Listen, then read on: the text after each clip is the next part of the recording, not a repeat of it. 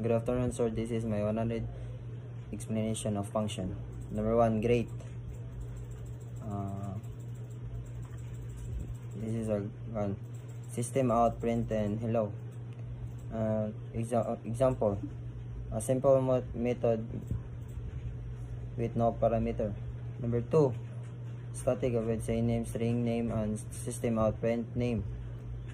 Example, say name Chris, print name Chris.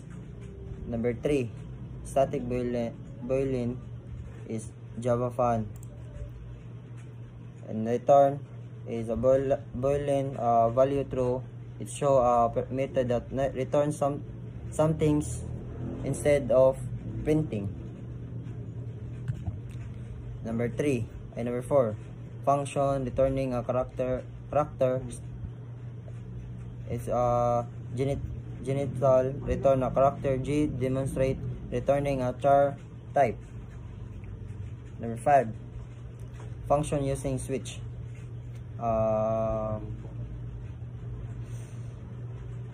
Respond to use a switch statement to print message depending on the day of week.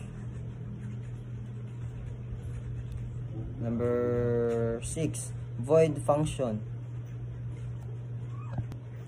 Repeat hello. Use for loop to print on hello 3 times. Number 7, method with boolean parameter. Set power boolean on, print power and on. If true, otherwise bar off. Show use of an if else statement with boolean. Number 8, method returning object, static object. Explanation is get object and return a new object. A simple example of returning an object instance. Number 9, method with early return. Print true boolean value. Print it's true only if the input is a true. Use an early return to exit if the condition is fails. Number 10, function with nested if. Check assess.